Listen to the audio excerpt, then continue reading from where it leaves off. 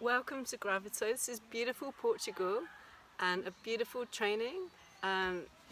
This is Yoni Shakti, and the author of Yoni Shakti, Uma Dilsmore, is taking an amazing group of women through a really beautiful journey, and part of this journey is about self-discovery. So when you talk about the womb, actually what you're referring to is the swadistana chakra. Now swa means oneself, so stana as in Pakistan, Uzbekistan means place. So coming back to yourself is the whole concept of womb yoga, and we've spent a lot of time today in yoga nidra. Yoga nidra is the ultimate practice for anyone who feels depleted, lack of energy, and personally this is the whole reason for my trip, having two very young kids. So how do you combat this feeling of lack of energy? What do you do about the situation of having prana lack? So part of the answer to the problem is to look at apana. So apana is grounding, apana is connecting to the earth. So all the practices you do where you connect to the earth give you the opportunity to come back to yourself, come back and connect to the water element, which resides above Manipura chakra, the base element. So all of the practices we do enable us to find that sense of connecting to the earth, and it's through the earth that we find the ability to connect to the womb and come back to ourselves. So and a beautiful nidra we just had allowed us to experience this whole concept of how we spend so long and so much of our lives looking for something on the outside. This concept of pilgrimage, of having to travel to a sacred site in order to find the answer to whatever problem or spiritual issue we're facing.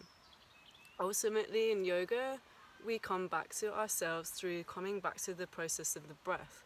The breath itself, if you look at all four parts of the breath, we can look at them as seasons, as the seasons of the year. So as we inhale, we find this beautiful sense of spring, renewal, the budding energy, latent energy, the retention, the Baya Kumbhaka. In this moment we find fullness, summer, and the abundance of energy.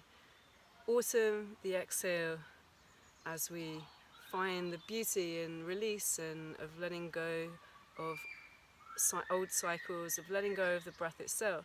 And then the Abhihantara Kumbhaka, the ability to find beauty in that state of nakedness and that state of emptiness that you find at the bottom of the breath. So one of the most important things for women is our ability to go further into this concept and understanding of our cycles. So as women, we have this beautiful opportunity to connect to the cycle of our own bodies. So we look at our menstrual cycle in that sense, and the beauty of our menstrual cycle is that the menstrual cycle is the barometer of our entire health. So if we find an easiness with the seasons of, and you can think of the menstrual cycle in itself, as Uma explained to us, the concept of spring, the ripening, ovulation, coming to the summer where we feel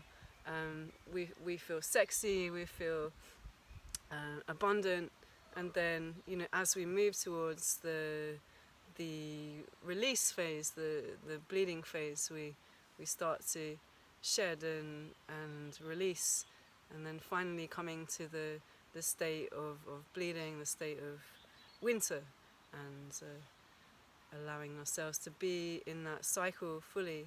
And really even talking about that is for many people extremely cathartic, and we've already had a lot of experience together as more than 20 women here, and just the very process of even entering the space where we can talk about things and share things with others is enabling people to really tune back into who they really are and coming back to that swa, that oneself.